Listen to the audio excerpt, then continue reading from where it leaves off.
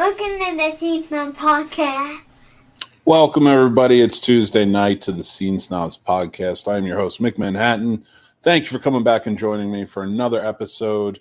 Whether you're watching live or you're joining up and listening at a later time, I just truly appreciate you. All I ask is that if you guys are watching, please maybe give us a subscribe. Hit that like button. It really helps us go a long way.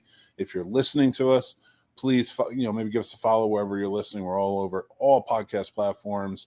Maybe give us a rate and review. It really helps us. We truly appreciate it. Thank you so much. We put a lot of hard work. A bunch of us really do coming together. And we just appreciate it if you do that. Thank you guys again. We got a great show tonight. Sasha, the Princess of Darkness, is here. She's back. She's been on the show before. She's a good friend, and we're happy to have her. And we're going to talk to her about horror. We're going to get into it, and we're going to have a good time with it. Then Snobs Movie Summer School is back. We're going to be talking about separating the art from the artists, especially within movies, and like a lot of controversies that come up and stuff like that. And then we'll have an all new Did I Fix for you. We're going to get into that. That's given to us by Tim, our Snobs Nation family member. And, he's a Patreon supporter, and we truly appreciate him for that. And thank you, Tim, for giving us this movie and more. And we're going to keep getting into it. And, let's start, usually I take the first 10 minutes or so, start off the show, say hi to everybody, see who's out there, and let's see who's in the comments. What's going on, AJ? How you doing, buddy? Hope everything's going well for you, my friend. Thank you so much for joining in and saying hello. Guys, and guys and gals, as you're out there, everybody, all of you, watching and listening, I just want to say I truly appreciate you. Thank you. I like to put that out there. I like to say that I appreciate you, because you never know who needs to hear it and needs to know it, and it should always be put out there. So, I've been struggling a lot lately with a lot of different things. I've been having some issues in my marriage, having some issues, with myself, within myself, and things like that. And, I'm working on it, and that's all I can do. And right now, I think the biggest thing that I'm working on is finding value within myself, and within working on myself. It's always trying to find that value, and what that value that I put out is, not how I value myself. I know that I there's good things about me that I try to hold on to, and I try to principles I live by, morals, values, and things like that. But the value that I put out there for everyone else, and a lot of that is like what I do here. I love doing this. When I made movies, I held myself to certain standards. When I do this, I hold myself to certain standards. But if I'm not teaching or helping anybody, or just entertaining in certain ways, then I just don't feel like I'm adding anything. And I hope I am. I really do. I'm struggling right now because I'm trying to turn this into, like so many others, and I know that. But I'm just speaking about me, speaking from the heart right now. But I'm struggling right now because I'm trying to find that value to take this to the next level. We've been very fortunate to create such a great community. Again, I've said this last week, and I stand by it. I'm not looking for an audience. I'm looking to build a community. I'm looking to build, just people, gather people together and connection and such. And, how do you do that? And I'm struggling with that right now. But I also want to turn this into a viable business that works, that I can support my family on, I can support myself on, and things like that. So right now, it's been an uphill battle. Not with being able to put things together, but me trying to figure out what to do there, because I don't want to just be that next podcast coach who's selling you on something or this, that, and the other thing. I want to provide a value. So I'm working on that. And, I just wanted to put that out there because I'm out here and I like to be honest. I like to be open with everybody. And you guys know that. And that's what I do. And, with everything kind of stressing me out right now, and life just sort of hitting me and kind of rolling at the moment, and trying to figure that out, what the next step is. Where do I go? How do I handle this, that, or the other thing that's thrown my way? It becomes harder and harder. But that doesn't mean that it's not something I can't handle.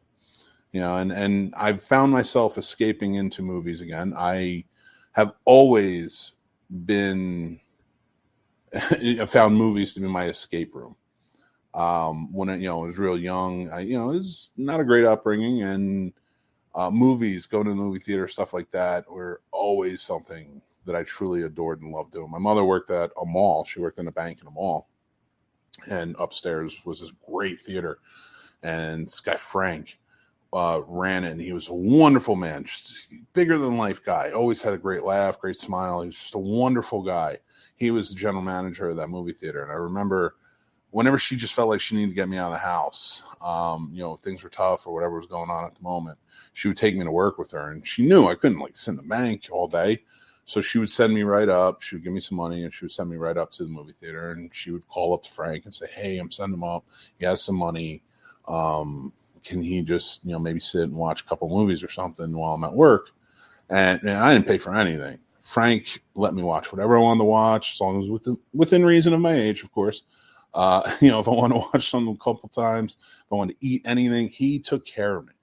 And it got me thinking about that because like I was watching, I've been watching movies with my Snobbits and stuff like that going into summer. And now Jack and I have the Snobs movie summer club going on right now. And it's been a really great experience to kind of do that with him and like escape into movies and stuff like that, but with for better reasons. And, more of a positive reason for doing that. But, it just got me thinking about Frank and all that he did with that and helping me to escape those things. And I remember I grew up later, I got older and, I was looking for a job. I was 17, 18 years old. I was working at Suncoast Video.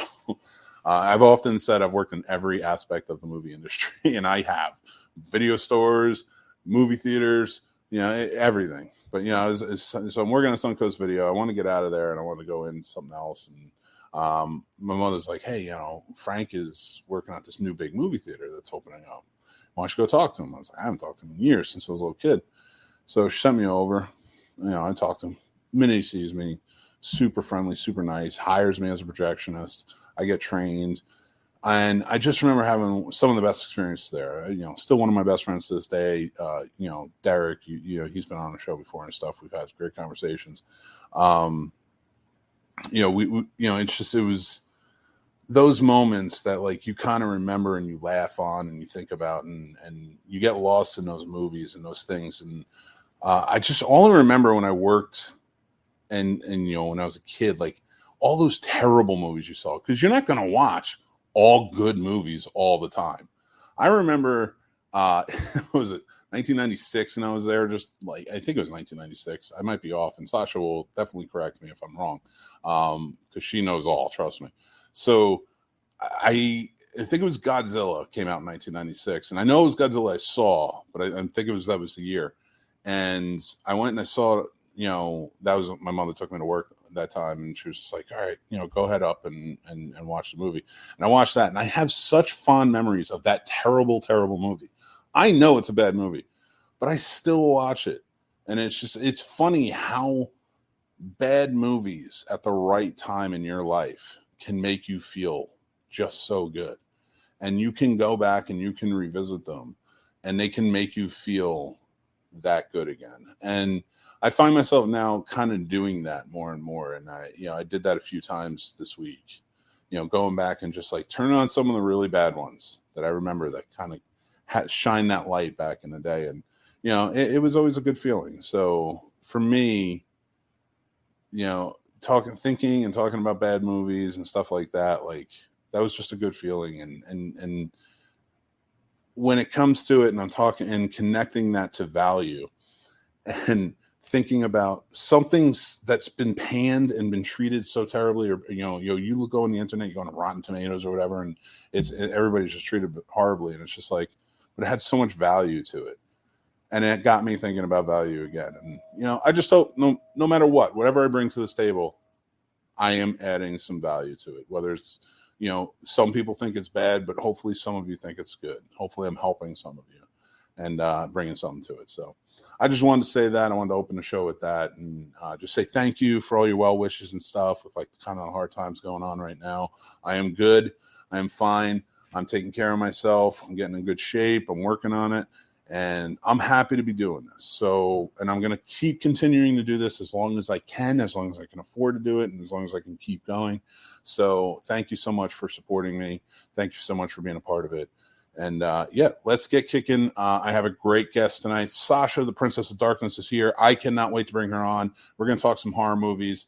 I see all of you here. Thank you, Radar, James, Chris, AJ. Thank you for saying that. I really appreciate you too, buddy. I appreciate you. Sturdy's here. I still get pleasure out of the movies from my childhood that I loved as a kid, but are horrible now. Don't we all? And thank you, Snobs Nation. I appreciate you. So without further ado, let's bring on Sasha. Sasha, what's going on? How are you today? Well, I'm going to start with 98, not 96. Was it 98? Yes. I was fresh out of high school. I was working 3 jobs at the Chambersburg Mall. I worked at Payless Shoes. The Chambersburg Mall alone dates me. Payless Shoes, Aladdin's Castle Arcade, and I was morning janitor for Carmike Cinemas that was there at the time. Nice. And so I knew I had all the 411 on the movies while I was attending some college classes up in Shippensburg. So I don't know how I managed 3 jobs, but I knew you would. That I knew it. Well, 98. That's all I got to say. Just 98. But I'm doing well. I tried on my costume today for Blobfest, and I'm rather impressed. It's still top secret. I'm not but it made me happy. I do want to talk about Blobfest a little bit because it's coming up soon. It's coming up in what, 2 weeks, 3 weeks?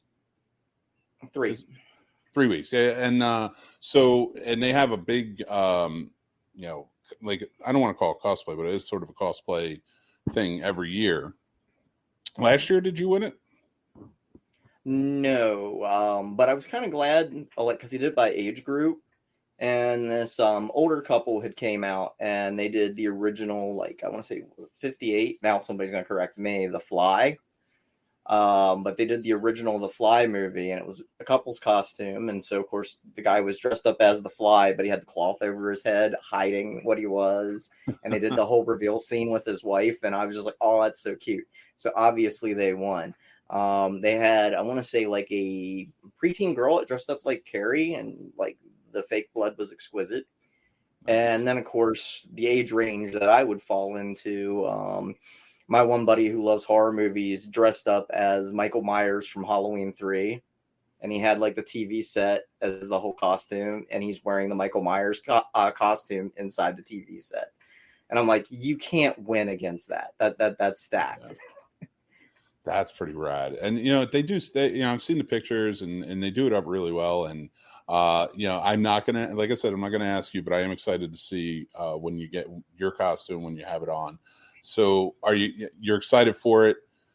Let's talk a little bit about your show. Let's talk a little bit about what you do and tell everybody who you are. Sasha, let's get into it a bit. So okay. What is your show first? My show. Okay. Well, I've got the standard, much maligned video review show, which is just Sasha, the Princess of Darkness, where I'm your Z-level horror hostess, and we discuss movies in general, ones that always kind of catch my eye or that I find oddball. I've got a new episode lined up just for the Blob, which is going to be on the 58 Blob. Then I'll do the 88 one later on. Then I'll do the much maligned sequel that came out. I want to say it was 78, 76. It's terrible. It was directed by the guy who played JR. What can I say? From Dallas. The Blob was remade in 70s? It had a sequel. It was a pseudo-comedic sequel, and the timing is horrible. It's known as Son of the Blob and Beware the Blob. I looked to my right because it's sitting on my desk. Wow, I've never even knew that. Yeah, you're not missing much. It's bad. It's real bad. And I don't know if I'm just missing the comedic timing, but I'm trying to figure out where the comedy comes into play. And I'm like, I guess they really pushed this movie because JR made it from, who shot JR. Huh? Yeah, Larry Hagman. I guess. Yeah. So him being in it, that's. No, he's not in it. He made it. He made the movie? Yes, he's not in it. He directed and made it. Jesus. That's odd. It's just an odd fact to know. Strange. Hey, I got off of, he was like, what, I Dream of Jeannie. And it's like, hi, I got off the show and now I'm going to make Beware of the Blob. That's my number one. Yeah, So and they it's advertised it like they did a rerun of it like later on in the 70s to kind of key off of his Dallas fame to say, Mhm. here's the movie that JR shot. Instead of who shot JR, here's the movie that JR shot. I I mean, you got to love give it. drive-ins originality for that. I will. Drive-ins always have good. That was always the fun marketing that they always have, and they still have it. There's some good marketing in drive-ins now. In fact, Mahoning, oh, Mahoney, yeah, they really do it. And that's up by you, right? That's maybe what about an hour? no, that's further up. It's about an hour, hour and a half. It's just outside of Phoenixville. I'm Okay, planning cool. another trip up that way at the end of August because they're going to show the complete Spengler trilogy and have a bunch of Ghostbusters cosplayers, which is what I do, and as well as a bunch of Ecto ones. So I get to nerd out. So yay! That would be awesome to see. Yeah, and coming up, and that's coming up on the 40th anniversary next year. That's Mm-hmm. gonna be a big one. Yeah, because the second movie I think just turned 30 something. Well, in 2019, yeah, would have been 30. So because it No, I was mean the 19, second movie, Ghostbusters 2.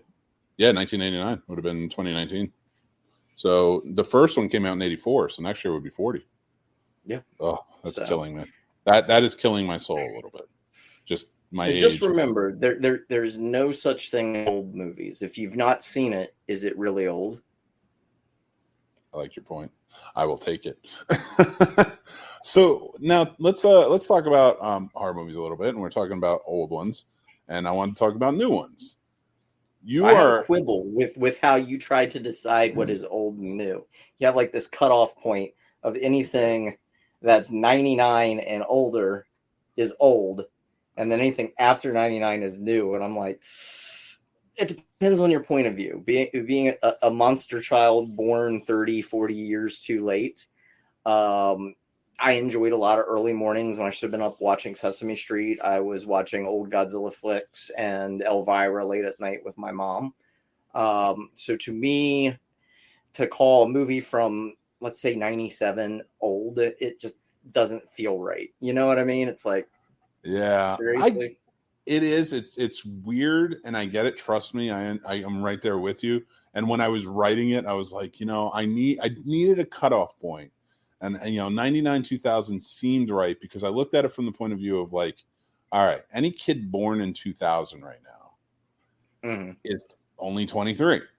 They're young, so like they're the ones really hitting the theaters, going to see the movies at the rightful age. Like we know the teenagers are definitely getting out there, but not all of them are supposed to be. So these are the ones that are like, I think your 20s are really where you should base the movies that that generation. Like this is your generation's movies, Right. and so for me, it's like, okay, then let's call these new. And let's call everything before that old. And the reason I say that is because there's a lot of years from 99 before of old. And I had to give I had to give new. There's a lot. I had to like pepper this side of the new a little bit more. I couldn't just give him like 2010 and up. Like that's 13 years, which is not enough. So I gave him an extra 10. I threw it at him. But a lot of people have reached out to me or like send me messages when I made that video and such, asking about old versus new, and they are not pleased with it's all old. Nobody's saying new, and I'm not sticking up for new, but I'm saying when we're looking at it, we've evolved in such a way, and horror has just come and is changed drastically in so many different ways and opened up in so many different ways to new things. It's hard to say, like, how can we just stick to the nostalgia factor and say that old is better? And I wanted to get your opinion on this.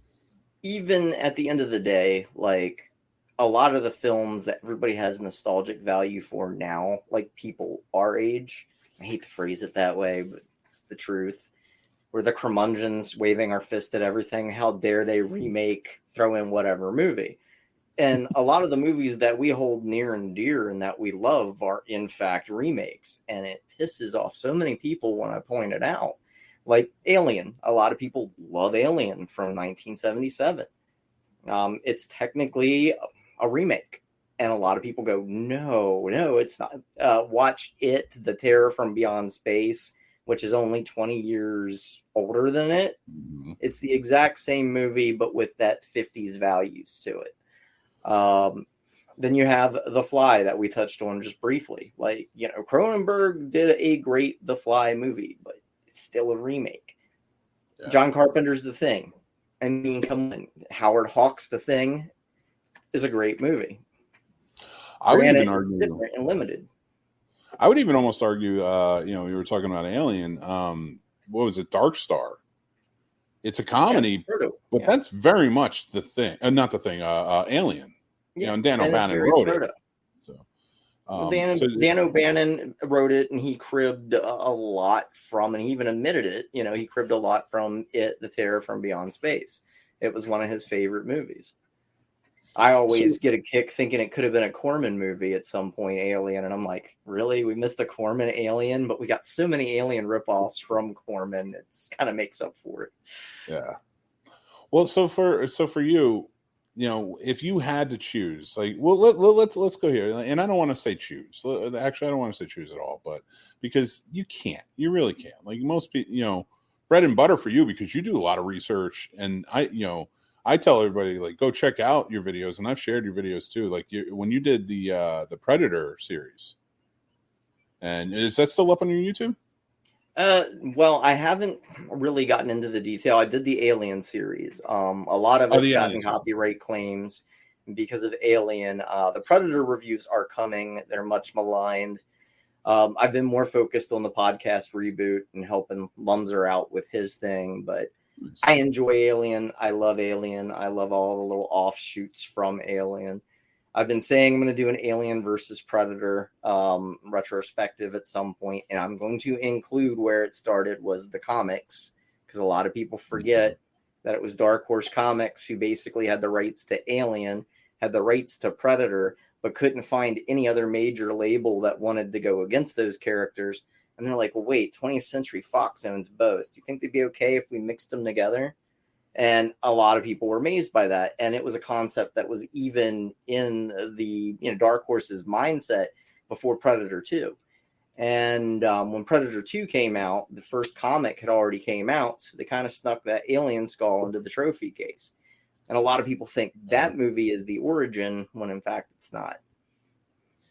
It's funny you mention that too, because I remember when that the movie coming out, and I remember the comics were big, and I had read a few of them when they had first come out, and I was like, it's much better than what we got on screen. I did like AVP 2. Oh yeah, Requiem. That was a great film. Yeah, it was called Requiem. I liked that one. It was much more violent. You have to understand, like, the guys who did the special effects, basically, for the first one were told, yeah, we want to do PG-13 because we want to fill seats. And when that didn't do well, but Fox still wanted to do a sequel, they're like, F this, let's go all out. They're going to let us make an R movie. Let's make an R movie. And so I think it's superior to the two. I mean, they kill a kid in the first, 20 minutes? Yeah. Oh yeah, 100%. And because that first one, and I liked where they were going with the first one, but if it was a hard R and it was as violent as the second one, I think I would have liked it a lot more. Well, to think we could have had a movie series in '93, because the arcade game that came out was actually based on scripts for the proposed Alien versus Predator movie that we should have got in 1993. I didn't know that. A lot of people don't know that. And that was a great game by Capcom, and it sucks that you can't get it anywhere else. So that's just not available? They're not going to make it? Well, you got to figure you got licensing rights and everything that go with it. I think there was a mini console that Capcom had put out a couple years back. It was like a big giant joystick that you could connect to your TV, and AVP was one of the games on there, along with a couple of the Dungeons and Dragons. But good luck finding that thing now, and good luck finding it cheap. Man, that sucks. I hate when they do that and you lose certain things just for, throughout time. It just goes away. But what we got? Is it on the Switch here? I don't know what that says. Oh, he's switching to his different account. He was switch on. Oh, you switch on. Give us a like. Yeah. He's like, I need to make sure I'm advertising as me. I appreciate that. Check out the Lonco Mafia podcast. Chris is a good guy. Yes. Oh yeah. So now getting, but like, going back to like with the horror and such, and I really love what you're talking about. The remakes kind of cycle through every 20 years. I feel like every 20, 30 years, even sometimes every 10 years, and people don't realize it. I mean, look how long it took between a remake of The Grudge. And what cracks me up is the same director did all three of them. Because you had the Japanese one, you had the Americanized one, and then the recent Americanized one again. And there's huge debates about if it's a sequel or a remake, or it's kind of like Evil Dead. Is it a sequel? Is it a remake? The car's there. It's technically kind of similar to The Cabin. So what do you think? I think it's a sequel. I honestly do, because it was intended for Ash to pick up what's her name in the 2016 movie. I can't think of it, but to pick her up while he's driving a truck. And he's like, "You've had a bad night?" "Yeah, I had one of those 30 years ago." I love it. And I hope it's great. This new one, Evil Dead Rise, was great. And that the thing for me is like where I like horror going, and it's not that it's going like all out in your face, like we haven't seen that before. Of course, we've seen that before. There's something different. Like we're going to a different place with it that I'm really just enjoying. And storytelling now that even 10 years ago, even 10, 15 years ago, just wasn't happening in horror. We're seeing something else that's just, it's becoming a lot more fun for me. Like Evil Dead Rises is a lot more fun than Evil Dead from, what was it, you say 2013, or something like that was? 2013 was the remake. And then, of course, we had the one from 2023, which was excellent. And I loved every minute of it. And yes, Ash is in that too, if you didn't catch it. Yeah, it's his voice on the recording, right? Yeah, he's the one who says it's called the Book of the Dead for a reason. Yeah. I really feel like they're taking it to a fun place. Now, I love horror, but there was so much oversaturation, especially, and I know I'm going to catch a lot of crap from this, but in the 80s, everyone wants to swear by the 80s being the greatest decade of horror, and I'm not saying it's not. Shit. There's a ton of shit from the 80s. I mean, to be frank, not all of it's bad, and you got to know how to wade through it. There is some crap that people champion, and I'm like, really? And then there's stuff that people now are debating, like, again, love Alien. Now people are debating that if Aliens is a good movie or not, and I'm like, hold up. We didn't have this debate not even 10 years ago.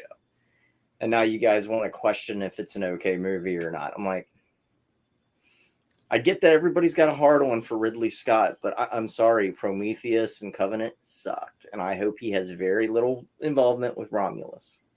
I'm sorry if my Camp Nightmare family hates me for saying that, but nah. Ridley Scott's making Gladiator 2.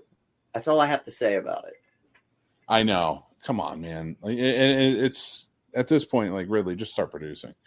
Give that stuff away, because I liked Blade Runner 2049. It was not, I love director's it's not bad. It's not bad, but how many cuts of the original Blade Runner do we have now? Yeah. Should we be saying that, though? And I think that's what comes down to, especially when we say so many of these movies, it's not bad. Like, that doesn't make a good movie. We shouldn't be saying that. To me, when we have the debate of it's not bad, well, which version? And it should never be that debate. To me, I know people who like to collect director's cuts, extended editions. Me, I want the original theatrical run. There are some films I will die wanting the original theatrical run. Like right now, I can't get a copy of the original theatrical run of The Warriors on Blu-ray. Everything's got that crappy late 90s, early 2000s. Let's add comic panels to this now, update that they did to it. And it's like, I just want the original theatrical cut. I want to see what happened.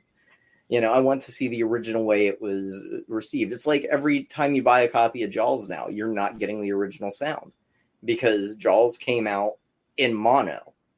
And when they remastered it to stereo as well as to like PHX or any of the other sound systems that you can think of, there was a loss of certain sound effects. Like the scenes where the shark's attacking the boat while they're all getting drunk and having a good time and it's ramming into the boat, there's sound effects that are absolutely lost because of that. Yeah. And few people realize that.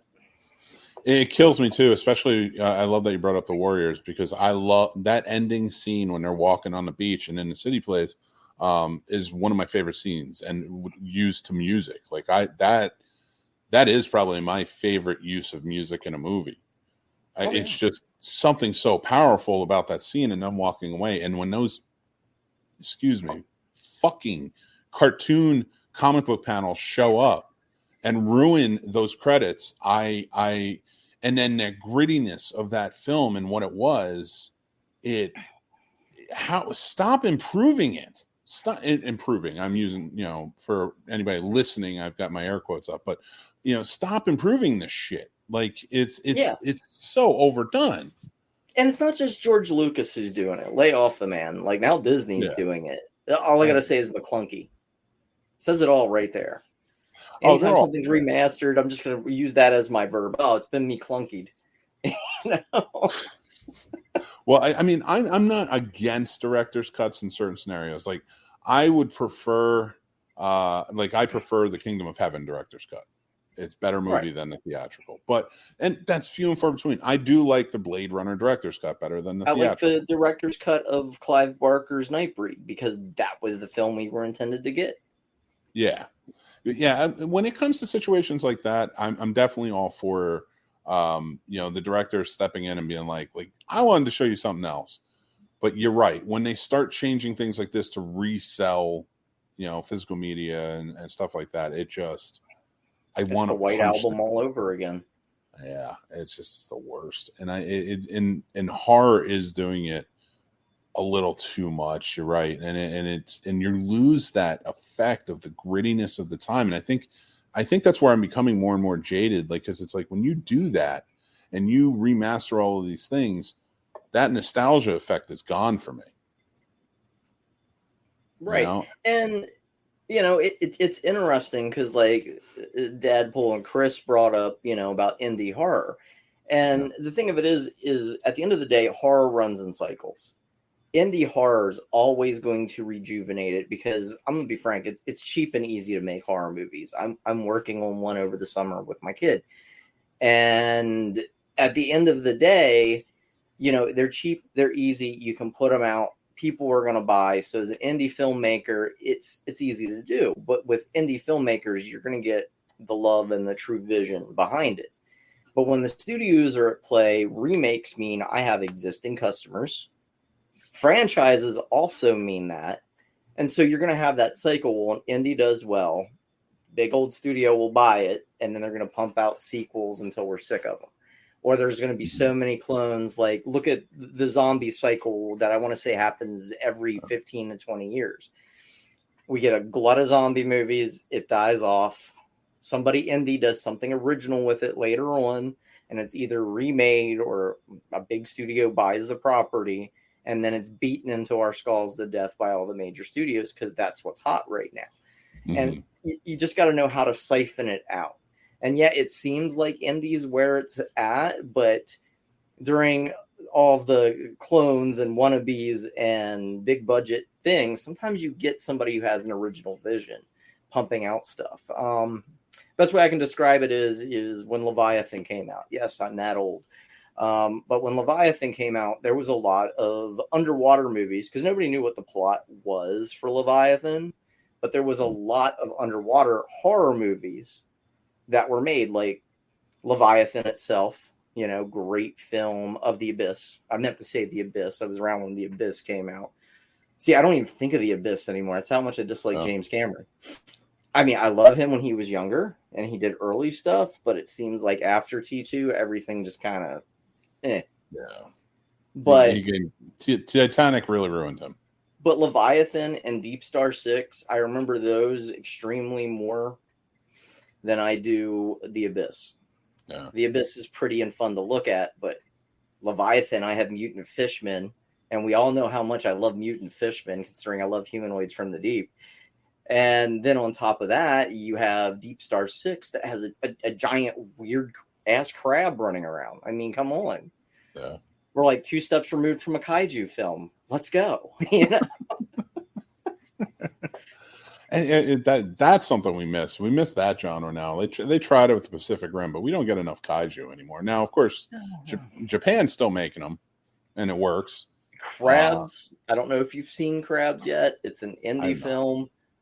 You need to watch it if you love kaiju, you love Sentai, you love really weird off-the-wall horror that has a ton of comedy mixed in. Crabs is great. The easiest way to get it is through Vudu. But if you're trying to buy a physical copy, good luck, because American stateside physical copies were only released through like one of those like box services. And so now to get a physical copy, they're like $50, $60, $70. Yeah. And Was there so for you, let's talk indie for a little bit. Let's talk classic indie horror versus the new indie horror.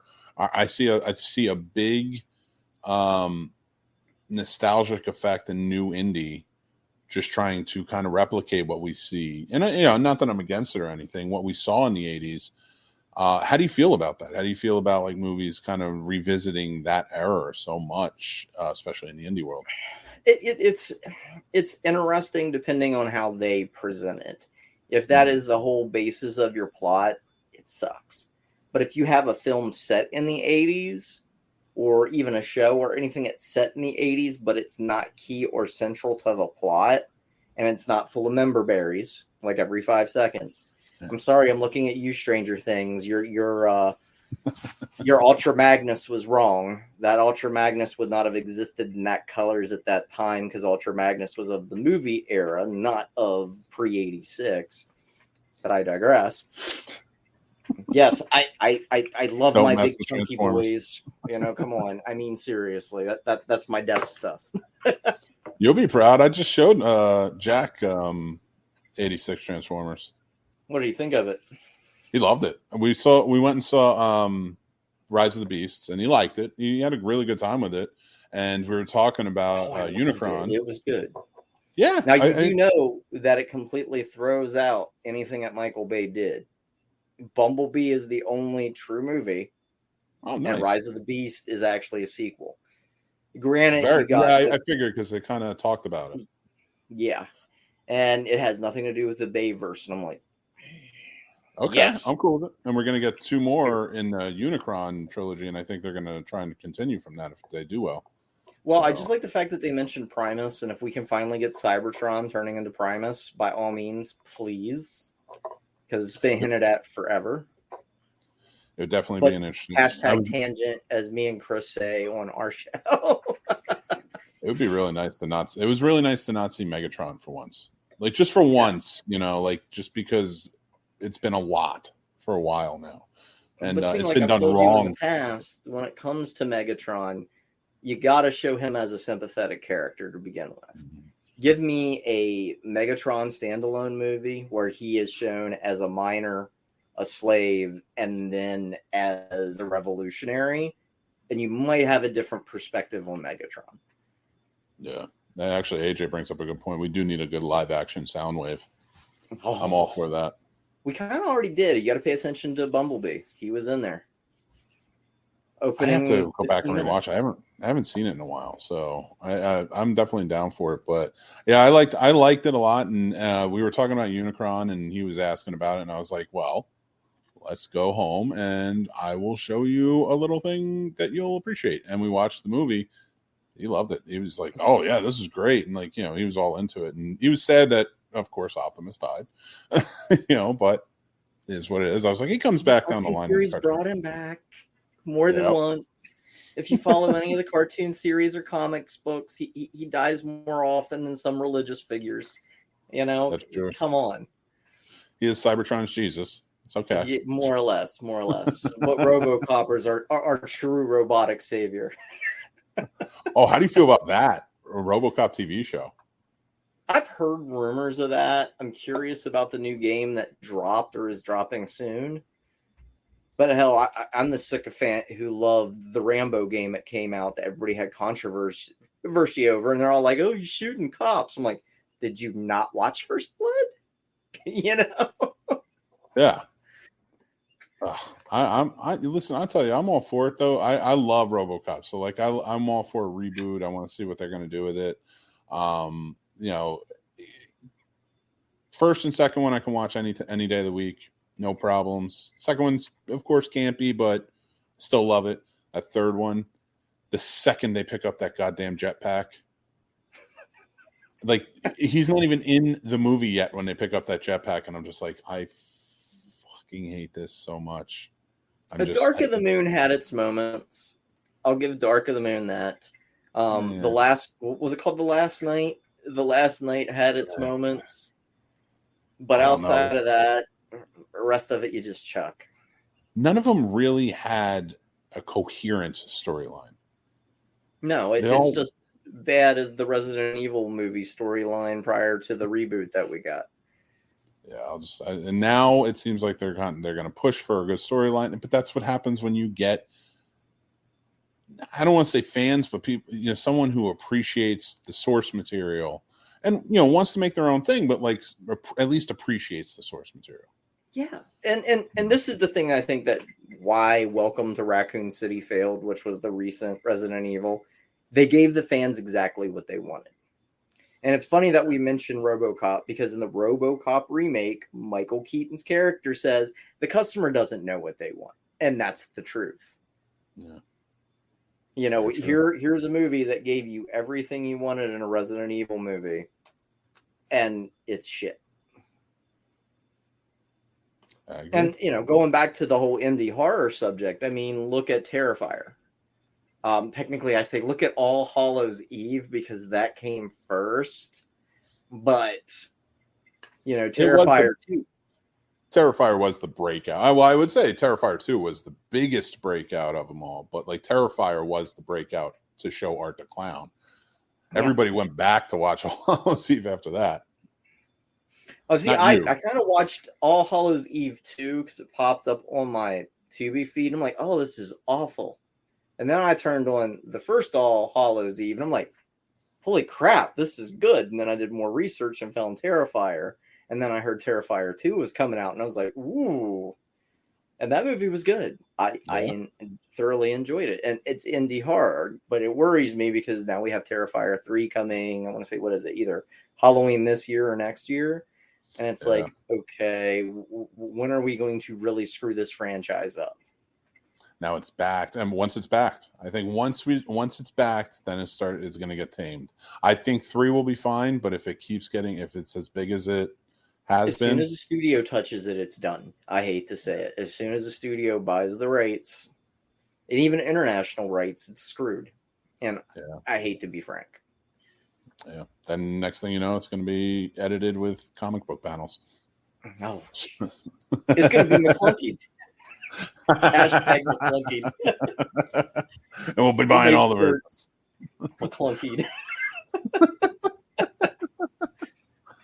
Well, Sasha, so let's talk about Blobfest a little bit. So it is coming up in 3 weeks. So what is Blobfest? July 14th. Okay, so where is that again?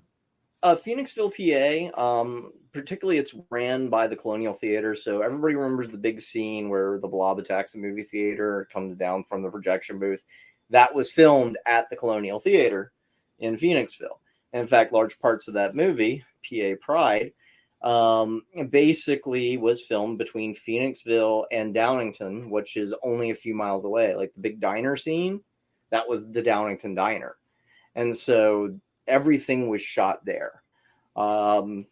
Even Steve McQueen was there playing his 30-year-old teenager who's smoking between takes, which I think is hilarious because there's scenes where you can clearly see he's hiding something behind his back and smoke is rising up. And it just cracks me up every time I see it because I know what's up. I need to rewatch that. It's been a long time since I watched the Blob original. And it's fun to watch it with a group of people, especially that are from the town and in the town. And I enjoy the town because maybe I have a problem, but there's a brew pub every, I want to say, 20 or 30 feet. And what makes it intriguing is that in the U.S., it has the most brew pubs in a particular town per square foot anywhere. Jeez. That's how badly you can get fucked up there. It's that bad. Drinking is bad, and I don't encourage it. Well, Sasha, so you're going to be there for it, and this is something that goes on every year, and I'm excited for it. I can't wait to see what you're going to be dressed up as for the cosplay costume. I'm primarily going because I made the video. Obviously, there's a commercial, and there's even a sequel video to it, which is a follow-up, which is how I explain how the blob escaped my grasp. So we can have Blobfest this year. But, yes, if you want to, go to my YouTube channel, check it out. But I'm in the running for Miss Blobfest. This is my second year of running for it. I think entries were cut off as of last night, and last I checked, there's only 5 of us. Me, I went all out with production value, made a commercial, even shot some additional scenes in some surrounding areas, and everybody else just sat in front of a camera and talked. And to me, it's like, tell a story, make it interesting. I don't care if it interferes with their canon. I have my own head canon. They can work their stage show around me if I win. And my running gag has been, I'm like, this is my year. I'm getting it. Even if the ski mask has to come out, I'm getting that cosmic crown. The only downside of it is I've planned out this extravagant costume. And all I can say about it is that both Al and I will be heavily armed and in formal wear, if that doesn't give away which movie it's in. Oh, dear God, he got fitted for a tux over the weekend. Be still my beating heart. I'm surprised the man survived us getting out of the tuxedo place. I cannot wait. He looks good dressed up. And he's never been to a formal event. Not for high school, never went to a prom, never did a formal dance in college. Outside of funerals and weddings, that's it. And so I told him, I said, this year I'm making up for that. Because I'm pretty much his first everything, which is kind of sweet. So I've been trying to be a good person lately. I'm trying to do the right things and be a better person, a better Sasha. Shut up. You're a good person. You've always been a good person. You've always been a great supporter of mine. You've always been a great friend to me, first and foremost. And I've always appreciated it. And yeah, but you've never been on the bad side of me yet. I've seen the bad side, though, and I don't want to be ever on the bad side. And it's always with reason. Oh, no, I agree. Anyways, so it was funny because we had kind of like a date night. We went down to Hagerstown because I love to show him different things. He shows me stuff he enjoys. I don't always get it, but I get to see his big goofy grin watching sports and talking to me about music and odd nerdy stuff in cars. And I'm like, I don't get it, but I enjoy his smile, so it's worth it. And so I took him around Hagerstown, took him to all my favorite restaurants and stuff down there, and we got a nice room. And I said, so tonight's special. And I said, I know while we've been out, because it was prom season, I'm like, I know you've seen all these guys in formal wear and everything else. I'm fixing it this year. And so I gave the first ever blob posal. And I said, will you be my date to the blob ball? And gave him a card and everything else. I was going to make a bigger production of it, but he's a little shy. So I didn't want to scare him too much. And, obviously he said yes. We've been dating off and on for 10 years and been more serious about it now, which is awesome. But obviously he said yes. And so I'm like, we're making this a formal event. I don't care what everybody else is wearing. It's about you and me. I don't care if I win the crown or not. We're our own Mr. and Mrs. Blobfest for the evening. All right. No matter what happens. So happy to hear that. I'm so happy for you. That is fantastic. But I'm just excited to do something for him because he's never put on a tux. Like any wedding he's gone to, it was just a suit. I'm like, oh, it's so lame. And he looks so good in it. I mean, it's scary good, despite the dorky grin, because when I went to go take the photograph, the dorky grin appeared. I'm like, you son of a bitch. I saw the pictures. He looks good in it. Yeah, and that was just the tester suit. Like, we went through every detail we could for the suit based on screenshots, as close as we could get. Hint, it's an 80s movie. Oh, so you are clever. Should I say that Tom Atkins is in it, or will that give it away? I know exactly what movie you're talking about, and I can't wait. I cannot wait. Throw me on this one. I cannot wait. Spoilers. I'm so happy for you, and I cannot wait to see what happens with Blobfest. Good luck to you. But for me, it's like win, lose, or draw. I still win, and I've already told him. I said, you do know that we're going to be actively filming. We're still going to have fun and do our thing, but we're still going to be actively filming. He's like, why? I'm like, because if I have to film a Blobfest 3 video, I'm getting my footage while I'm there. No extra trips. It's still work. It's still work. We can have work and fun. It's possible. He's like, well, you know, if you win, you got to get up early to go to the parade. I'm like, I can go to the parade hungover, right? Makeup will hide that. You gotta get was it like you get that little curl of the hand and like get it up there nice and high? There you go. That's the extinguisher parade. I get to operate a fire extinguisher. I'll be entertained. Think Sarah Michelle Gellar, a la was it? I know what you did last summer. This summer. There you go. I want to say lied to us. We're not getting a requel to that.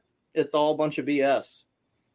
I didn't even know we were supposed to. I remember they did a TV show. There was rumor going around, and Freddie Prinze Jr., I guess, was on a talk show recently and said, yeah, not happening because nobody's talked to me or Sarah about it. Jesus. I wouldn't want it. Just leave it. But you know how it is. It gets teased, and then suddenly we get it.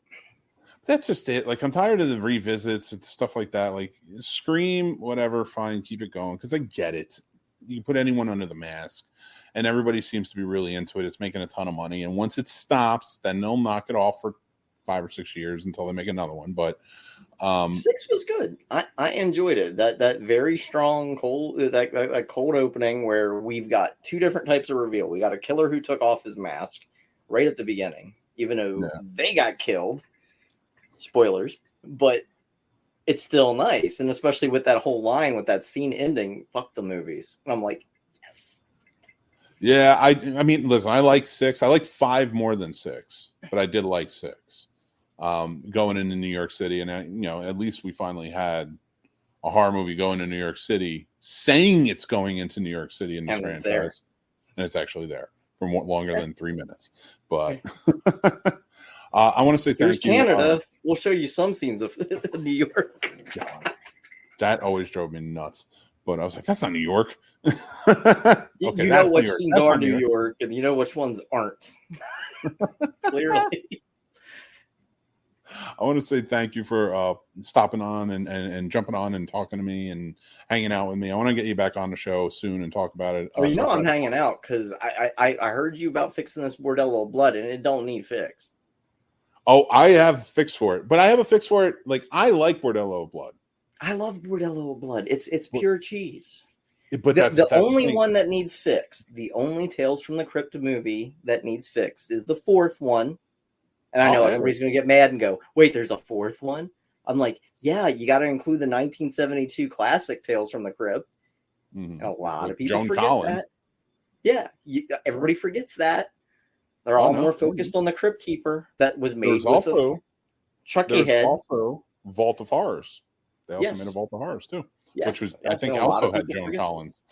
I think I had pretty much the same exact cast, honestly. Exactly. And what trips me out is it's the 4th one, the one that's called Ritual, that needs fixed. I mean, come on, they gave the Crypt Keeper dreadlocks. Need I say more? Oh, yeah. Listen, I like Bordello of Blood, and when I get there, the fix is to make it less cheesy. Like, why didn't it work? And what about it would make it work? What would have made it more box office successful? But yes, I watched and I was like, you know what? I still like this movie. I still enjoy it. When you were separating the art from the artist, I want to remind you of 2 things. Yes. 2 things. Keep in mind that Adolf Hitler also did art and wrote a book. So did Charlie Manson. John Wayne Gacy did art. Mm-hmm. And at the end of the day, think of it this way. If the KKK suddenly decided to fund their endeavors with a really damn good chicken sandwich, would you still eat it if it was funding their endeavors? And those are the 2 things, several things you need to think of. This is why you're going to appreciate what I have to say in this because I am going to cite you in it. Because you said something to me the last time you were on the show, and I'm going to talk about it, but I want people to go back and listen to that episode. So, yeah, you're gonna get cited on this. I've already thought about this. But the sad part of it is now my brain went, wow, KKKFC. Oh my God. Good thing I don't eat there. You already got the kernel, right? You just need the hood. Well, that's what was behind him. That's what that little black tie was. Yeah. It's just holding the hood back there. And little did you know, that colonel's last name was Gump. Oh, God. All right. I'm going to let you go. Listen, let me good luck on Blobfest. Let me know what happened. Well, I'll see what happens, but and I'm going to get with you afterwards and see if we can get you back on and talk about it. Yeah, indeed. All right. I'll talk to you soon, Sasha. Take care. All right. Peace out. Take care. I love that. Guys, check it out. Down in the description below, I have all Sasha's links. You can go check her out. She has some great stuff. She's very smart, especially when it comes to movies. Not just horror, but movies in general. But, if you're a horror fan, you're really going to enjoy it. So let's get into it, guys. I want to talk. It's Snobs Movie Summer School. All right, you ready? Art. This is art class. Can we separate it from the artists? Let's talk about it. And like Sasha had just said, there's a lot of things to think about. There's a lot of horrific human beings who have made art. And, this comes off the backs of, I want to mostly focus on movies and things like that, because we can go all day long about who did what, when, where, why, and dissect all of those things. But I want to talk about, like we have the Jeepers Creepers movies who were made by was Victor Salva, who went to jail for pedophilia, and it's a big source of contention with a lot of people and controversy of whether he should have been still allowed to make movies after that and work with children. And yeah, probably not. No, I shouldn't even say probably not. No, he shouldn't be working with children at all. Now, should he have a chance to make movies? I do think so. I do think that especially if it's independently, if you have an independent backer, you write a script, you get into it. For me, it's like, and I've had this argument, especially like when Michael Vick kind of came back into playing football, and a lot of people are arguing it. If you paid your debt to society and you went in and you are now trying to earn a living doing the thing that you were good at, yeah, it's a sketchy road, but you leave it up to the fans on this, whether you pass or fail. And we're seeing that this past weekend, very obviously, with Ezra Miller and what their movie went through. And it's bombed horrifically. $250 million budget. Made, I think, $55 million here just in the U.S., $130 million worldwide. It's not going to make its money back. It's not, and it's a good movie. I saw it. I enjoyed it. They did a good job with it. Andy Muschietti's a great director. But the people have spoken, and I think that's where you separate it. You separate it from the art. You separate the art from the artists. You let the people decide. You put it out there. We have there's a personal one right now, and it's a movie that's kind of going around, and I'm going to talk on it a little bit, and I'm going to leave the names out because there's some controversy to it, but and I'm tied to a couple of people who have worked on it. There is a filmmaker who supposedly, and I don't have all of the details, I'm not a lawyer, I'm not a social justice seeker on this situation, I'm just kind of in the background. I've been asked to have some of the filmmakers on to discuss it, and I haven't decided yet. I'm still thinking on it because I don't know. But I guess a writer of a movie may have plagiarized certain scenes from other movies, and didn't tell as they were making, didn't tell the filmmakers in it that this happened. And as they made that movie, now it's starting to come out, and those filmmakers are trying to block the movie from coming out, even though I guess the writer was also a producer and he owns the rights.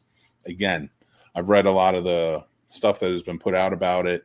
It's a lot of mumbo jumbo on it, and it's a lot of craziness. And it hits close to home because I know a lot of people who worked on the film, and I actually know the guy who wrote it. And he's coming out. He's saying that he edited those pieces out. And he didn't realize that it was more plagiarism. He thought it was more paying homage to and things like that. And now I didn't read the script. I didn't see the movie. I don't know. So I can't speak to that aspect. I can speak as a writer. And if I did read it and there were plagiarized and I read the other script, that's pretty horrific. But at the same time, if the movie is done and the movie is ready to go, put it out. He's going to get lambasted if it's plagiarized. It's going to hit. He's going to get hit. And it's going to be hit by him. If he's the one that owns the rights to it, why not? Because now all you're doing is you're saying he did this. And that's where you're not separating it. Like, to me, it's like you're in a situation like that, like again with the Flash and stuff like that. There was talk about people were like, well, they shouldn't put the movie out there. Yeah, you should. You absolutely should. They made it. Lots of people worked on it. Put it out. Let the people decide how this is going to go. That's who it's made for, correct? Show these, you're not going to prove anything to these studios or these producers or these, indie houses who are making stuff or these independent filmmakers and such. You're not going to prove anything to them if you're not putting it out there and they're getting feedback. And one thing I want to talk about, and Sasha had brought this up and it resonates with me because, when it comes down to certain people and their art and how to separate that from so J.K. Rowling and her speaking out against the trans community and her feelings and thoughts on it. And, I had asked Sasha, my son is a big Harry Potter fan, in our last interview when we talked a couple of years ago, how do I reconcile that? How do I don't want to go out and support this, but how do, I can't just tell you at the time he was like 8 or 9, how do I say to him, like, you can't get anything Harry Potter? And she said it perfectly. She goes, well, go to the secondhand stuff, go buy the books at a used bookstore where J.K. Rowling's seeing none of that money, or go to, secondhand shops where they have Harry Potter toys or stuff, stuff like that. And that resonated with me in a big way because it's like, yeah, well, now you're supporting small business. And on top of that, now you're taking that support away from it, but you're not taking the art away. The Harry Potter story and the movies, they're based on her books, which are usually the bigger thing. And that's the one I like to talk about. And that's what my kids like to watch and stuff like that. And now buying the DVDs, I don't pirate off of streaming or anything like that. So we just get the DVDs, but where do we get them? We ain't getting them from a place where, a source where, she's getting the money. For me, that's a good way to go about it. Like, if you want to support, or you don't want to, if you don't want to support somebody getting money off of this or supporting in that situation, don't go see it. Or if you do want to see it and you don't want to support, maybe find other avenues or channels to do it.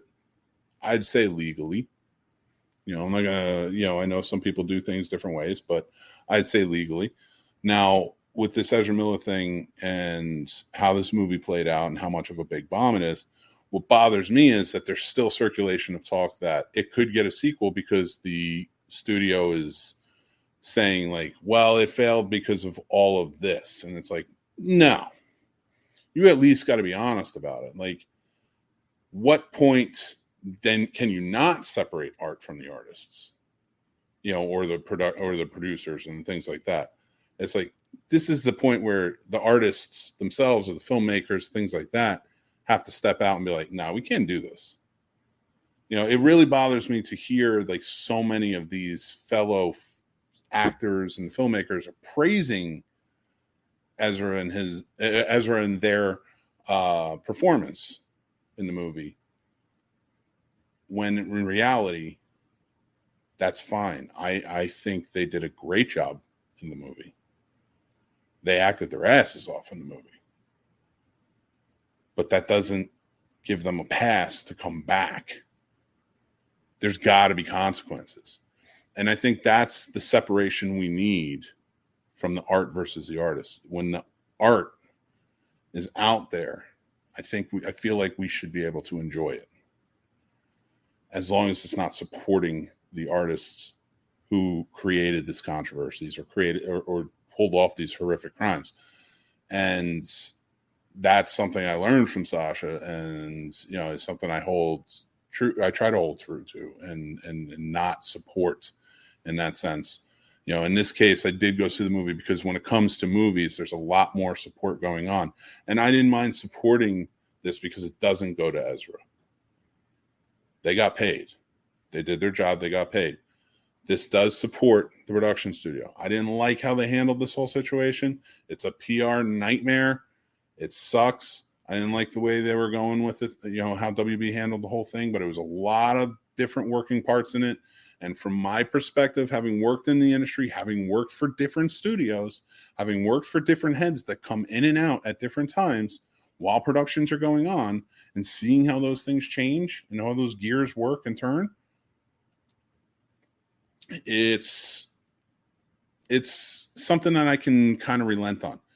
My problem will be if they continue on. If Ezra continues on and they get a pass, that's when it's like, hold your horses, I'm not supporting you anymore. And that goes for the production company, any of the actors who are supporting this, then it's a problem. You want your payday over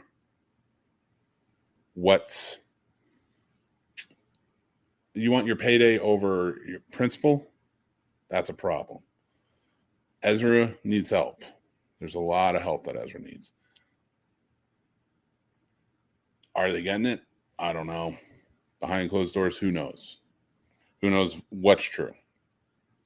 We will see what happens with them. And if down the line they want to come back to work, they go through their, whatever happens with their charges and all that stuff, and then they come back, fine. But this is the consequence. You don't get to be our superhero. Sorry. You don't get to be our superhero anymore. You shouldn't be our superhero anymore. So I think that's it. I think when it comes to separating the art from the artists and, bringing it around, especially when it comes to movies and how big these productions are,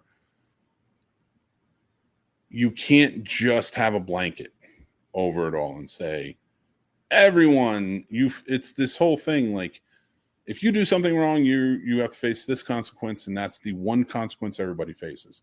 I feel like more and more that's what society's trying to push, is like, no, they're bad. They did something. Everybody, it's all one blanket. We have to take this on a case-by-case basis, which is what it's supposed to be anyway. And that's what we need to kick to, and we need to start holding to consequences more. My point with this, and like kind of keep pointing out because it is such a controversial and hot button topic issue right now, is The Flash, is because nobody went and saw it. And this is, for me, this is the first time in a long time I can really think, and it resonates with me, that audiences saw someone do something that stuck out and was really horrifying to them, and they followed through and didn't support. They said, no, I'm not supporting this. I'm not going to do it. And it bombed horrifically. So that's kind of where I'm at. Sasha is saying, well, it's a new clean slate after all, James Gunn's new universe, but let's be honest, the recent DCCU was kind of a mess to begin with. Yes, well, yeah, 100%. 100%. I think the depth situation aided in it all. There's so much, but that's the thing. You got to take it by case basis, and you have to allow things to play out. Now, my problem with that was, like, there was so much sweeping under the rug while the cops were searching for this guy. You know, you couldn't even get to the point. And like there was so much video proof and stuff like that. But, you know, with the Johnny Depp situation, it was like they had their day in court. They went through. Disney should have said, hey, we're holding all productions with Johnny Depp until we figure out the situation. We're not done with them, but we got to figure out what's going on. And we're going to let the courts decide on this and figure out what's happening. Like, you know, you guys are going to go to court and figure this out. Fine. Now, I understand that the court situation happens because he was losing money, because he was getting fired from stuff. And, you know, she was countersuing because it was just a mess. But they should have never done that. It should, you know, let him work until you have that, until it's all fleshed out and figured out. But nobody wants to do that. WB hiding from the warrant didn't help. Yes. But then again, you're saying that, but is there proof of that? Let's be real. We can speculate on that all day long, but we don't really know if that's what happened. We don't really know, you know, educated guess probably, but we don't know is the problem. Sasha says, honestly, as Chris and spoke about Sasha After Dark, Chris and Sasha spoke on After Dark recently on our cast, Flocks, FOLX, not quite sure what that is, who wants a shared universe. Oh, folks. Okay, sorry. Folks who want a shared universe just need to make good movies, period. Fun, good movies. Connect to them later. Yeah, I like that. Or they need to follow the formula. I think James Gunn's going to follow the formula. I don't know if it's going to be good, but because he likes to follow the weird characters. But did we ever get confirmation on Jonathan Major's situation? His court date's in August. So another one. Like, I honestly think that the MCU's handling this well. They haven't said anything. Wait for the court date. They have put so much into the guy. Just wait for the court date. Fine. We're not going to promote him. We're not going to take him away. We're not going to fire him either. Just wait for the court date. We'll see what happens. We'll see where it goes. And then that's how it's going to be. But now, on the other side of it, to talk about it from this perspective, how do you separate as the audience member? How can you separate and be okay with maybe watching something that a monster made? And that's where I want to go with for the rest of this real quick. For me, there's a lot of things. Like, we always find things that we may love that down the line. Like, I remember, I love the first Jeepers Creepers movie. And in fact, it meant a lot to me because my first movie that I made, one of the stars of that movie was in Jeepers Creepers. So, like, we always connected. I remember we sat and watched it.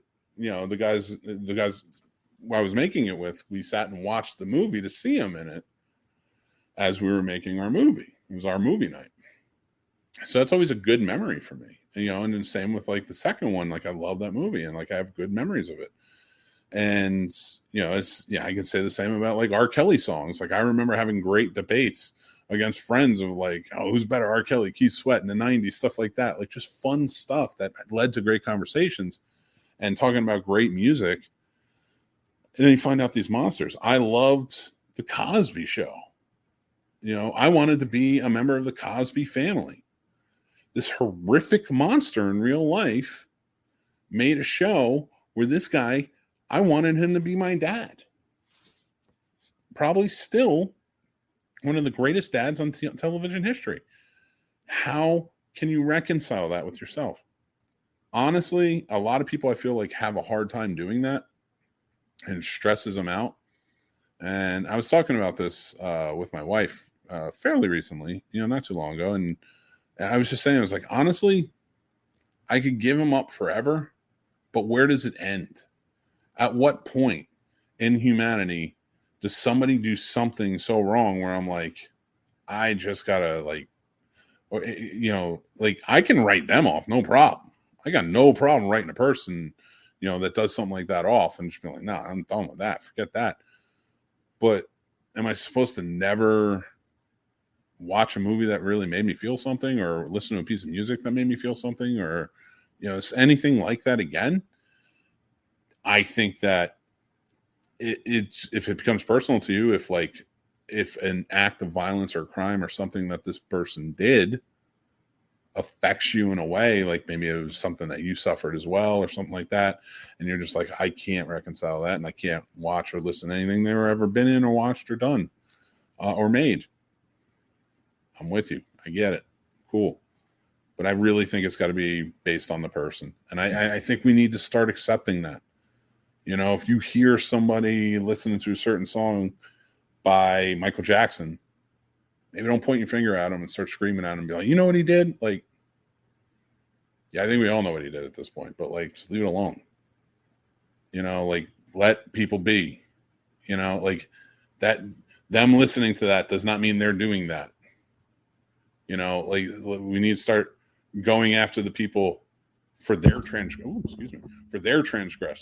not and not saying that there isn't certain things that we can't talk to people about, educate them on, find out about. I'm willing to listen, and I'm not, when I hear those things and be like, okay, I'm not going to support it though.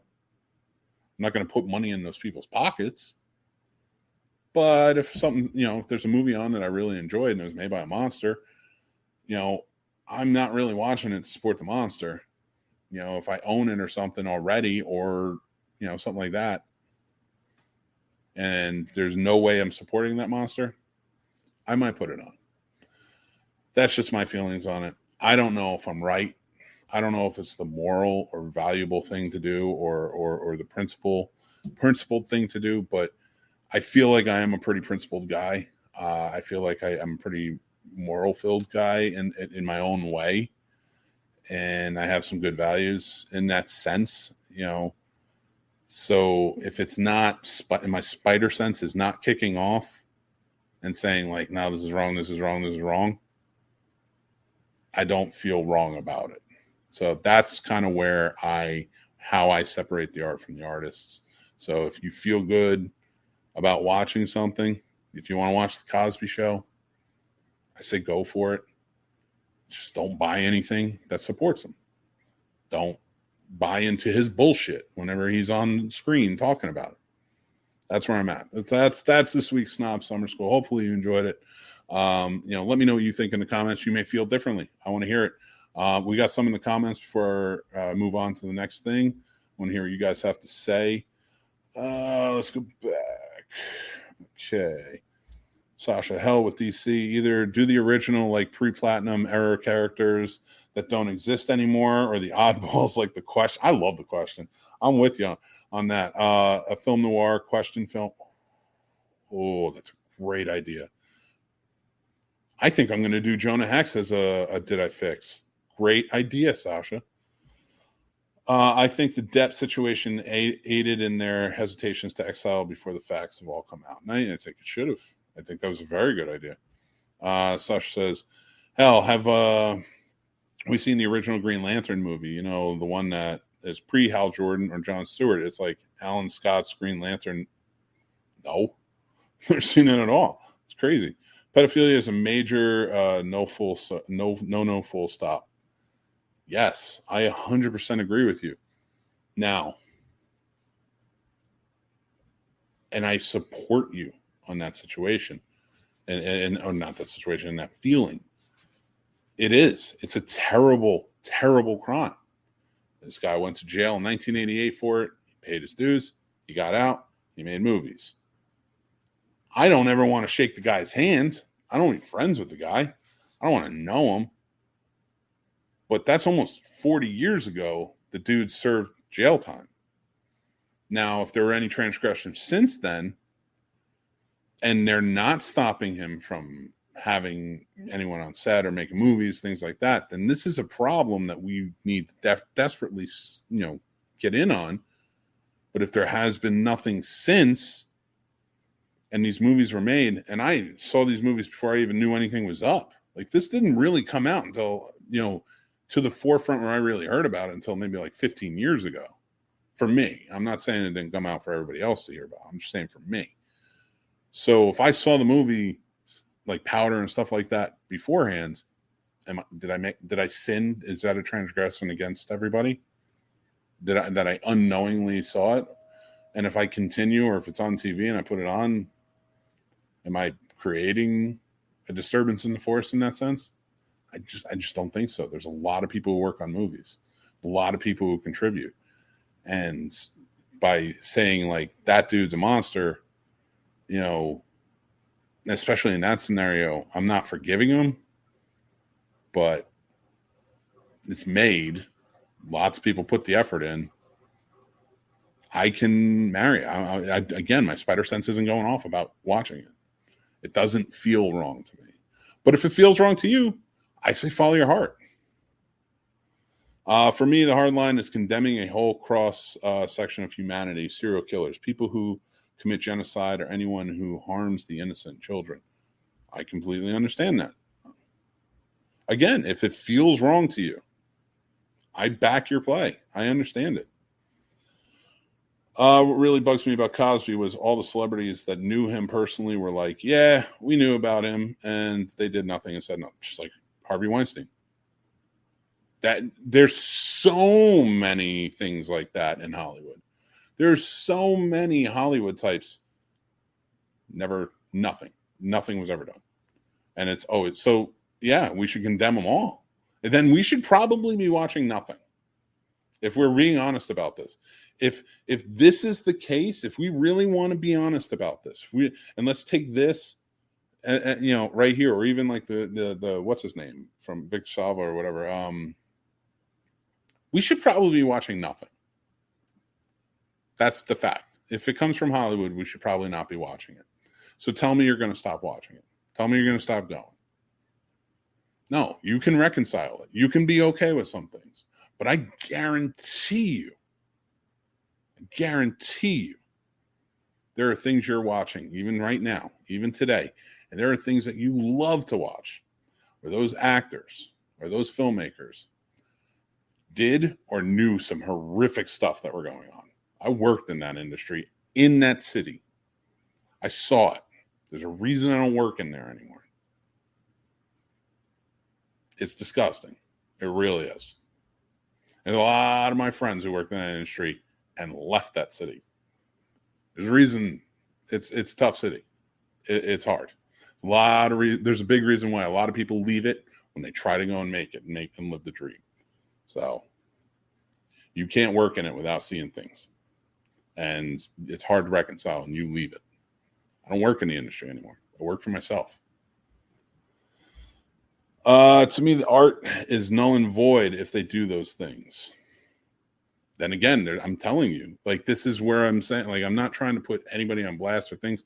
I've worked on things where I've had to walk off of it. I've worked on things where I was the producer and I had to scream my head off and fire people and then walk off of it because I couldn't be a part of it. Wow, I have a moral code. Alan is, what's the opposite of corrupting? He's doing that to me. I don't know what that is. Wait, did I misread that? It happened before the fact. If it comes with a disclosure of the education moment afterwards, perfectly acceptable. Well, the news is out there. I think everybody can, exactly. Ignorance is bliss. Everybody has ignorance. Everybody has, like I said, like there's not much you should be watching. I'm just telling you that right now. If you're going to go by that, it's a fact of life. And if you could really get candid with, let's just take one group. Let's just take women in the film industry. You can talk to pretty much any woman in the film industry and say, all right, if I were to turn off any movie made by somebody who's done something horrific, they would tell you you'd have to turn off every movie. It's fact of life. Well, I'm going to move on from this. Thank you guys for I appreciate you commenting along with this and talking about it. I would love to hear what you guys think about it. So please sound off. Let me know whether it's the clip or you're watching or listening to the show. Thank you so much. But we're going to move on to Did I Fix? And today's episode is Bordello of Blood. That's right. Tim one of our fantastic patron supporters and Snob Nation family members, gave this movie to me to fix. It's Tales from the Crypt movie from the 90s. Demon Knights is a very special movie to me. They made 4 movies, like Sasha had said. Ritual kind of came a little bit later. The original Tales from the Crypt was in the 70s. These 2 movies kind of came out not too long after each other, back to back. It was kind of, a little bit. I think it was on the height of the TV show, like right off the end of the TV show. If not, it was like right in the middle, or towards the end, rather, I should say. And Demon Knight and Bordello of Blood, 2 very different movies. They kind of connected them in certain ways, especially they have the key in it and both of them and stuff like that. Now, Bordello of Blood is a movie. It's a vampire movie where it is a bonkers, crazy, campy, cheesy sex romp of a movie. Demon Knight is a little more straightforward horror. That's why I think I resonate towards it more. This movie was very much about the TNA and comedy. Dennis Miller, of course, being the star. He plays Rafe in the movie. He is a private investigator. Erica Alinea. Erica Alinea is the star of the movie. Her brother goes missing, played by Corey Feldman. He goes to this bordello that is inhabited by vampires. He gets turned, and so on and so forth. She goes to the police. They can't do anything about it. They got a stack of paperwork going. So she hires this private investigator. Of course, it's Dennis Miller. His name may be Rafe in the movie. It's just Dennis Miller. I swear to God, the guy didn't even have a script. He was told, you are going to be fighting vampires, but you're just Dennis Miller. That's all this movie is. I really enjoy this movie. It is not Demon Knight. Demon Knight is a good movie, in my opinion. Bordello of Blood is just a fun, crazy. If you're a fan of Dennis Miller in the 90s, you're going to have fun with it. If you're a fan of naked women everywhere, you're definitely going to have fun with it because they're everywhere. And if you're a fan of Tales from the Crypt, you're going to kind of have fun with it because it sort of is like a Tales from the Crypt episode. Not really. And that's where my problem with this movie is Demon Knight I can see fitting within the Tales from the Crypt fold. Tales from the Crypt was a smart show, and it told smart stories. And yeah, they had their TNA, they had their craziness, but it was never over the top. Sometimes cheesy, but they always took the horror seriously. They had the comedy, but the comedy was there just to add that element. But overall, I really, enjoyed what the tone was. It was sort of like this horror version of a Twilight Zone, sort of show with all these twists that they threw at you that was just really fun. And I love the filmmaking team behind it, especially Zemeckis leading it up at the time. I just thought it was always a good time, and Joel Silver and stuff like that. And it was a really fun time for that show. When this movie came out, it felt so far out of touch from what Tales from the Crypt actually was that it just felt like they put the name on it and they put the Crypt Keeper in at the beginning and the end, and they didn't tell them what kind of movie they were putting in there. The only thing that adds any kind of like weight to it that this vampire movie could be a good movie is the fact that they added Christopher Sarandon and Corey Feldman, who are veterans of 2 of the greatest vampire movies of all time, The Lost Boys, hence why I'm wearing it, and Fright Night, one of my favorite movies of all time. So while watching this movie, I was thinking about it. I'm thinking about, how do you fix this movie? Well, first and foremost, the first rule of any horror comedy is, in horror comedy, you have to take the horror seriously. And this does not. This makes a big joke of it. This felt more like a National Lampoon's movie with a horror element than it did a Tales from the Crypt. They should have adhered to what Tales from the Crypt was. They should have. The twist wasn't even that good.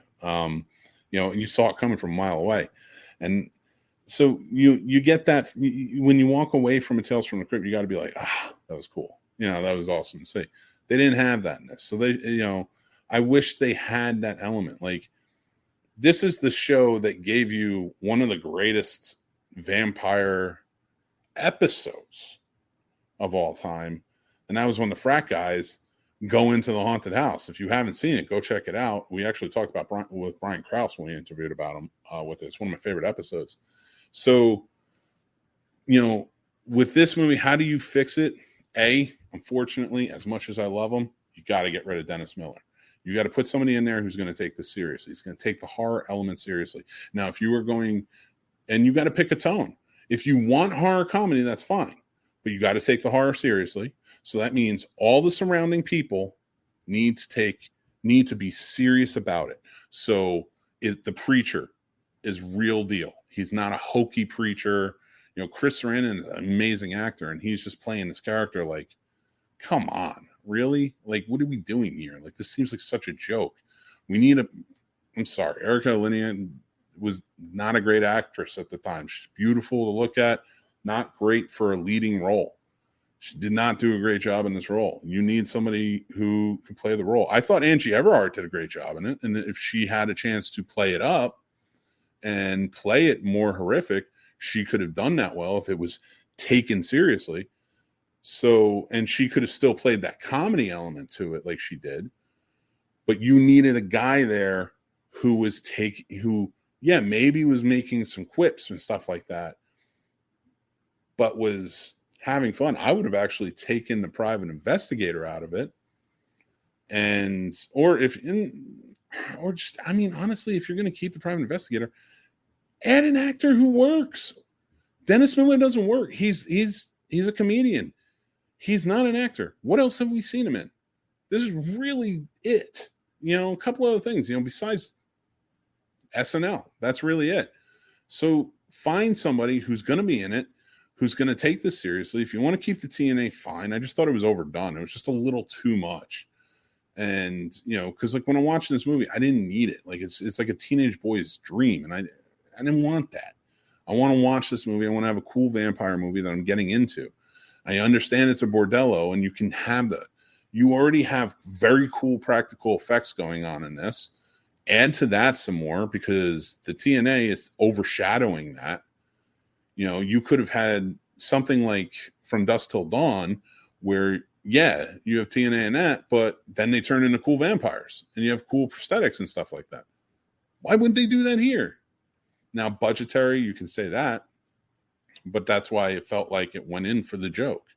Now, if you want to do it in a budget, fine. You keep them with the fangs. You can do that element to it, and you can just keep the prosthetics and things like that to the kills, but take it seriously. Have some fun with this. Like, take the horror seriously is what I'm saying. I hope you guys realize where I'm coming from this, but just take the horror aspect of it seriously. If they had done that, you could have kept pretty much every element to this and have all of the outside characters in there. So he can still be funny, but it can't be Dennis Miller just being sarcastic, making up lines funny. It's got to be somebody who comes in there as acting and is like, I'm in this situation, and maybe comedy is my way of coping with this situation. Funny. Abbott and Costello meet Frankenstein, sort of funny, or meet the Wolfman, sort of funny situation. That's how you have to handle this. This is the way you get into it. Tucker and Dale versus Evil. It's so outrageous. It's hilarious at certain points, but you feel the danger. I never felt like that was a danger for this. I never felt like he was any real danger. Like, he's going to be fine. He was sarcastically talking his way out through it. So I feel like if you're going to fix it, you got to replace the main character. If you could get a bigger budget, great. But if we're going to stick to what the budget was and where it was at, you change up. I would change the main actress in the movie, Erica Linnea. She wasn't strong enough for it. Keep everybody else except for Dennis Miller. Get rid of him too, and just put two strong actors in there who can pull off the horror comedy vibe if that's what you want to go for, especially because it is a Tales from the Crypt movie. This felt like a script that came in that somebody wrote and they just tacked on to a Tales from the Crypt. It just didn't feel right. It didn't work. One very cool thing, is in the vignette where we see the Crypt Keeper and he's talking to us. it is William Sadler playing the mummy. And I thought that was cool because William Sadler is a mainstay in Tales from the Crypt. And you guys, he was in Demon Knight as well. He was one of the main stars. So I would love to know what you guys think. Did I fix the movie? Do you think it would have been better if it had that element? I don't want to remove anything else. I thought the Lilith part was, taking over. I thought the church supporting the bordello was great. It added like this different element to it. Everybody else kind of playing it up. It was a lot of fun. But yeah, it's just when you had not such a strong actress playing against this guy who just seems like he's making a joke of the whole time, it just didn't seem right to me. But it is what it is. Sasha says Demon Knight was more straightforward, a horror and not comedy. Okay, watch the Billy Zane scene again. Billy Zane scene again. The reuse of the key, I think, needed taken out. Yeah, I do too, because the key was so important in Demon Knight. And they just kind of treated it like it was nothing. But that's what I felt like this whole movie did when you had Dennis Miller there in the whole thing. It just didn't work. I think if you just replace those two main characters with two stronger actors who could step in and take the role seriously, and again, still play it for laughs. You want to still have a comedy? Fine. But if you had played this for horror, it could have been so much better. I think it would have gone down as one of the best vampire movies of all time if you had played this really well. Just something different. And we would be talking about that movie right up there with Lost Boys or Fright Night. I really, truly believe that. But I would love to know what you guys think. Sound off in the comments. Let me know. If you're watching this in the clip or you're watching this or listening to this on the Scene Snobs podcast, I really, truly appreciate it. Chris says, that is exactly what I thought. Miller got rid of the seriousness. Remind me of more Transylvania 6500 vibe. Yeah. And that's, to me, that's the problem. Like if you make it too silly, it's just never going to work. But guys, I want to thank you so much for watching and listening to the Scene Snobs podcast. We do this every week, 7 p.m. live. And if you can check it out live, join in the comments. We'd love to have you be a part of it. If you can't, we would love for you to listen to it. Again, rate, review us. Like, subscribe to the YouTube channel. Truly appreciate it. We have lots of great videos and stuff on there. We have lots more to come, so I can't wait for you to check out and see what's going on. If you guys are interested, we are affiliated with Entertainment Earth. They have lots of great stuff. If you collect, please go check them out. They have some very cool stuff. This Batman that they have right there is very cool. Go check them out. If you use our link down below, you're going to get a discount. You can use that discount. Plus, there's other discounts available as well, especially if you spend over $59 or more. You get free shipping. Appreciate you. We also have discounts for Noom, Skillshare, things like that. You can message me, and I'm happy to give you the links for that. I have lost 75 pounds now since last year, since I've been on Noom. I don't know if you guys can tell, but I have been sharing it on social media and stuff like that. I know I'm still a big guy, but I'm still working on it. But 75 pounds is not too bad. Noom has been working out pretty well for me. It's been helping with my meals, my meal prep. It's been helping me like deal with like what I'm going to eat, what's good to eat, and things like that. So I want to thank you guys again so much for watching. I really appreciate you. You are all fantastic. Thank you all. It's been a kind of tough couple of weeks. You guys have really supported me. You've been there for me. And if you guys are interested, please go check out our Patreon. Go check out our Discord. Go check out our snobsmerch.com. We have lots of great merch there, and we have lots more merch coming out soon. And let us know what you think.